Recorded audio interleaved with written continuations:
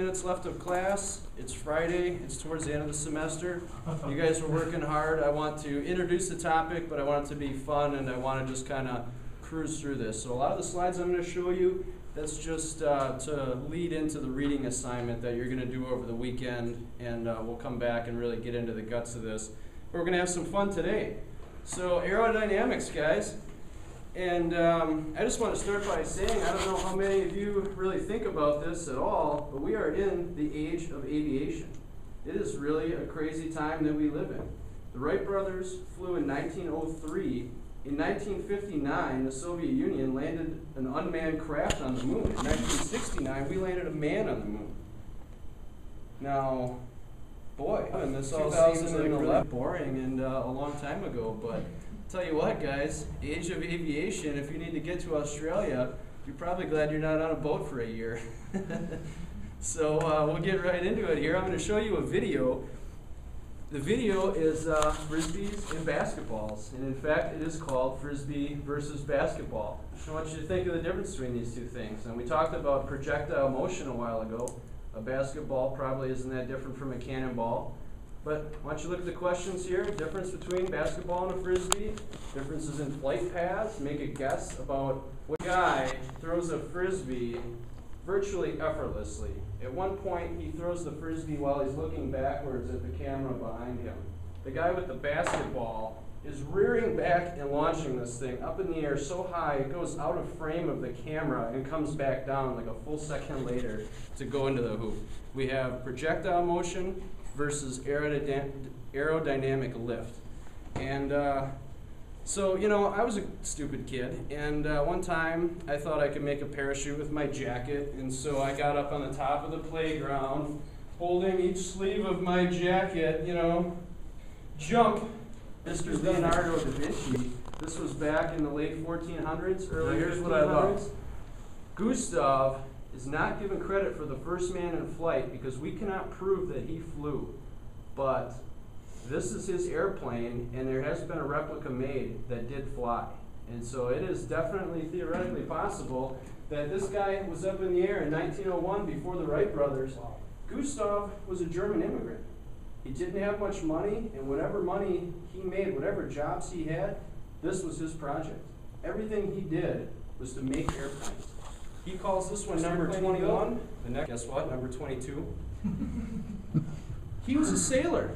And as a sailor, you probably figured you're going to watch some birds every once in a while. You see those seagulls, and you know, this is what we've been doing for ages. Mankind, watching the birds. You can look at the wings on this thing. It looks a lot like a bird.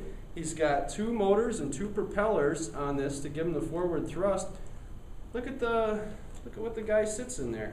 That looks like a boat to me. This guy's a sailor, and he makes his airplane like a boat. But you know what? This is what I really want you guys to realize, is that air really behaves like a liquid. That boat, you get that pointed front, he's going to crash through waves with that, just like he's going to cut through air when this thing is flying. Now, this is in the 1980s. A science teacher and a bunch of flight enthusiasts built an exact replica of Gustav's flyer. It is close to the engine as they could get. Imagine an engine in 1901. You know, they were building these things themselves for lightweight engines, and they were about 12 horsepower engines, which if you go boating, you know 12 horsepower is not a whole lot. And they got this puppy in the air, and it was kind of a rough ride. So we go on to the Wright brothers, and these guys made bikes. They also had a printing shop. But with bicycles, what do you know about comparing a bicycle with an airplane? And I'll just get to the chase. It's the steering. A bicycle, if you're just standing on it on a standstill, it's kind of hard to balance that thing. When you have speed and you have momentum, it's a lot easier to keep that bicycle upright. If you're going to take a corner at high speeds, you're going to bank that bicycle. You're going to turn yourselves. Guys on motorcycles get so low to the ground, they drag their knee as they're cornering. They have a metal plate in their knee pad. And this is where they start getting ideas for making airplanes. Now look at the Wright brothers plane there. There's only one picture of the first flight, and this is it.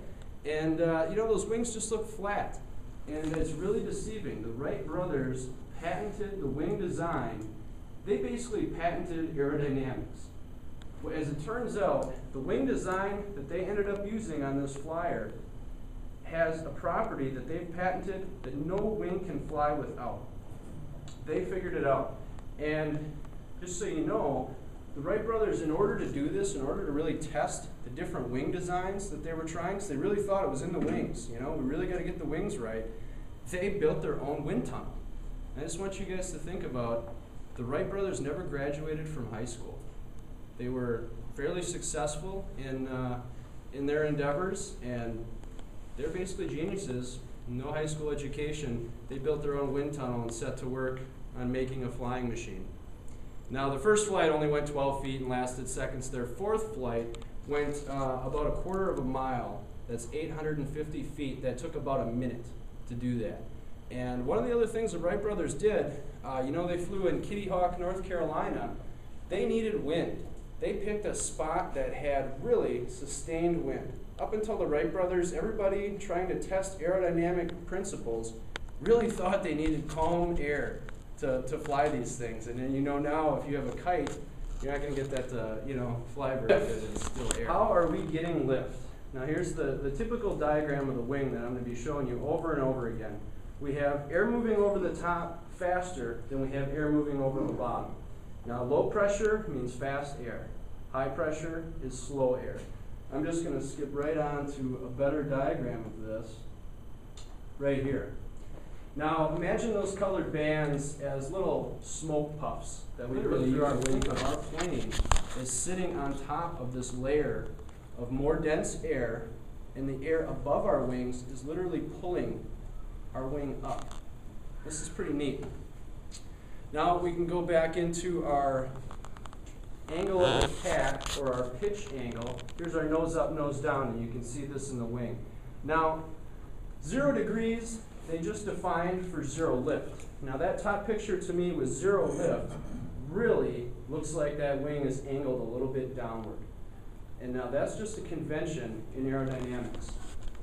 Now if you look at this middle picture, now that looks flat to me. That's what I would call flat. That's actually giving you lift, even though we're not calling it flat because of the angle of this wing.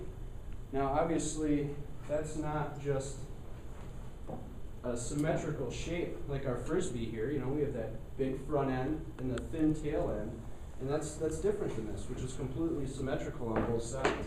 And that's where wings and Frisbees are a little different in how we define their angles and so on. So the important thing here, planes have motors. This guy has. All right, guys, I'd like you to come back here and we're going to do our lap. Go.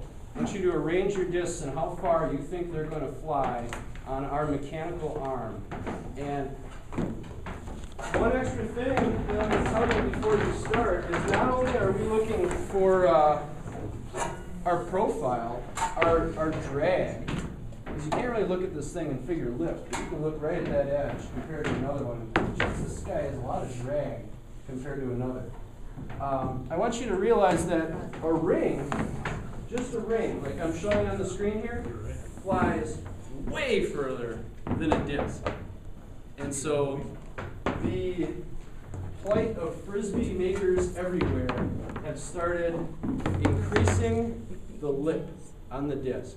And that's to make more mass concentrated out towards the edge than it is in the center here. This guy is almost completely even everywhere. Same thickness, same density. Then we have these Frisbees where they start including more mass out on the edge than there is in the middle. Those are not equal. They got the same number. That's a phone number. This is my old phone number. This is Oh. No one's even going to call me This is a back. bigger number than that one. Okay, guys. Now, why don't you This is the just 175. combine everything onto the middle table here? The shortest down here. So, shortest down there? Yep, shortest down here. Teamwork, talk with people. Longest distance down there, shortest distance down there. Yep, they are. Okay. Short. It's the longest one.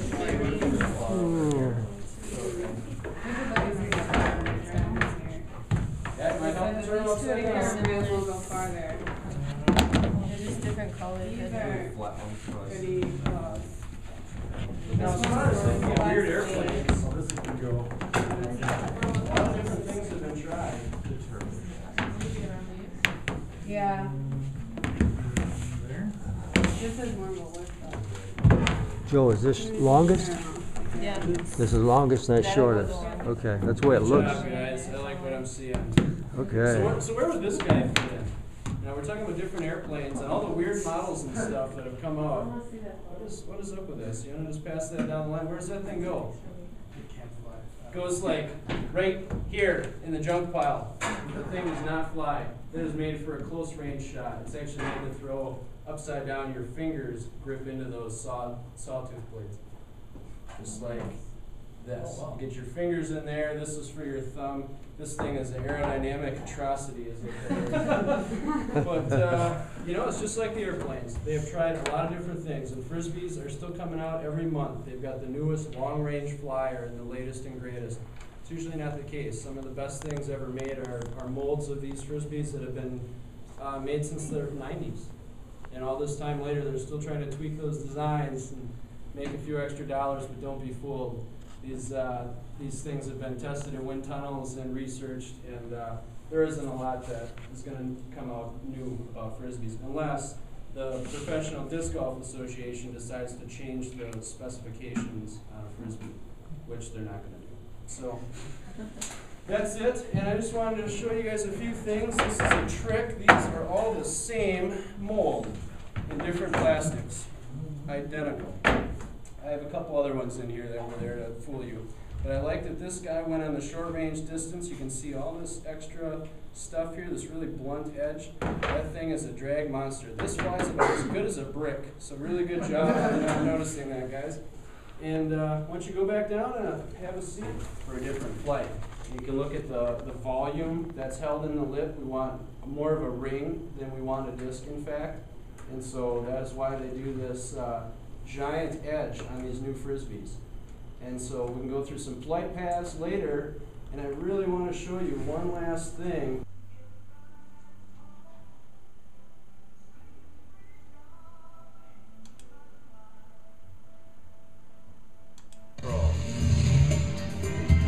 My airplane is just a wonderful sky dancing machine. It's fabric, and I can feel the sky through that airplane, just like when you're sailing with a tiller. You're holding on to the sheet, you can feel the air through that rope. When I'm holding on to that stick, I can feel that air and I can bounce through the sky. And my routine is a very dramatic, tumbling, end-over-end routine, and I come out of that maneuver and I pull it straight up and I fly backwards for 500 feet. I gotta feel that sky.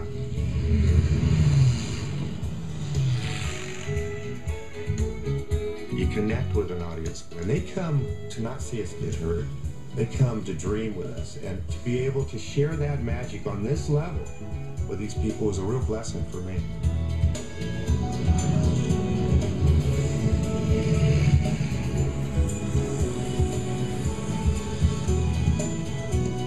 And if you look over to the right, you'll see a side-by-side with a third jumper down underneath.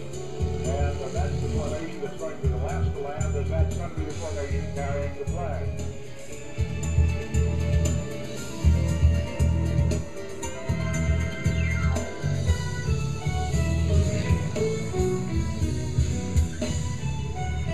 Canopies are round air type canopies. If you look at them as they get closer to the ground, you'll see that you can actually look into the canopies.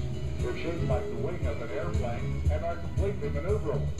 You know, the Wright brothers, when they started to fly, discovered the way they could control the airplane was by warping the wing, and that's still how we're controlling these canopies.